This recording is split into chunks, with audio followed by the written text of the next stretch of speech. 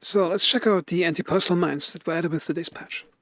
On the American side, you have the M14 anti-personnel mine, and on the Soviet side, it's the PMN4 anti-personnel mine.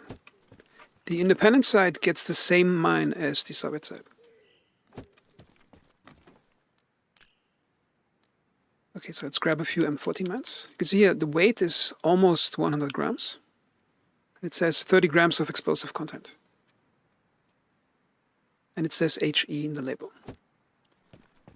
Now, the cool thing is about that type of mine is that when you put it in inventory, it's automatically equipped on the second weapon slot if it's empty. So you can equip it, place it, and now it's armed on the American side.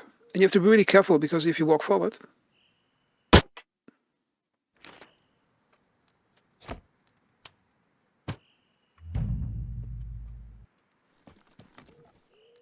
okay, so the cool thing is about how they work in this game is they're really light. You can see 100 grams. You can carry a lot of them. So if you're on the basic American rifleman kit, you can, I think, load 26 of them. Like this. And the cool thing is when you place them, you place one of them. It's a bit hard to see in the concrete. You place one of them. But the next one is automatically equipped in the slot. You can just click again, place the next one. So it's not like the C4 bricks where you have to drag a new one into the slot and place the next one. So you can lay a large amount of mines really quickly, and you can carry a lot of them. And the cool thing is, it's, I think, the first realistic milsim game that gives the player the capability to lay large minefields of anti-personnel mines. Which means you can actually use it as an area denial weapon. Because, for example, the anti-tank mines in this game, I mean, it's realistic. They're extremely heavy, like 10 or 15 kilos, like they're 15 kilos on the American side. They're really heavy to carry, so you use them only at specific choke points on the map. You can't really lay out large amounts of them without huge amounts of effort. Because you don't have enough players to play engineering to lay large amounts of them. But with those light ones, you can place a lot of them and carry a lot of them. So, for example, you could, let's say you want to protect something in here. You start laying out landmines here and landmines here. Then you put like the little mine warning thingy, the little sign on the ground. For your own guys to know that's the minefield, and for the enemy to be scared of it. And the cool thing is you can actually even bluff it, because they're so small, if you put them in the grass, they're really hard to spot. And the enemy doesn't know if there are like 10 landmines here, or if there's only 2 of them and you're bluffing with a little mine sign. Which means you can actually do area denial by forcing the enemy to avoid a certain area and go around it. Because you have the capability to quickly lay out large amounts of them.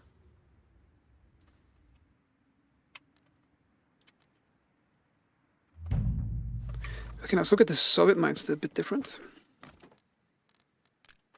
Now the Soviet mines, they're a bit heavier. They're 3 times as heavy, 300 grams. And there's some other different tags. You can see arming of the mine takes approximately 60 seconds, which I think is a safety feature of the real life thing. So you can't accidentally step on it right after placing it. And once this mine is armed, it cannot be disarmed. Okay, let's remove some American ones. I have some more in inventory.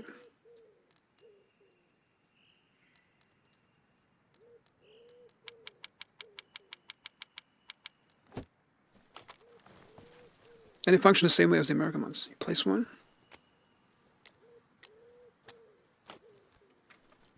And you place the next one. So there's one thing I do not like about landmines or anti-personnel mines in this game, is that in order to detonate it, the character has to just intersect with its, I think, bounding box, which means if you you just have to walk past it, or get really close for it to detonate without the foot actually touching it. See?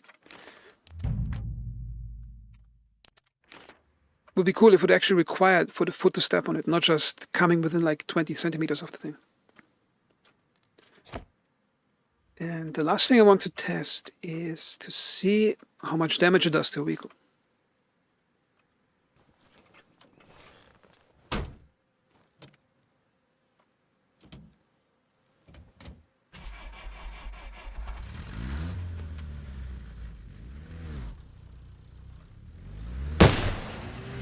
Okay, as you would expect, it just blows the tire.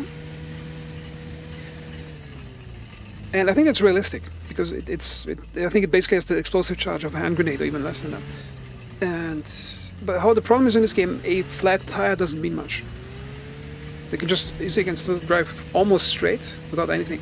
And even off-road driving is extremely easy, even with a flat tire. So if a vehicle drives through an anti-infantry minefield, it's just a minor inconvenience. It's not really something that's going to stop a vehicle.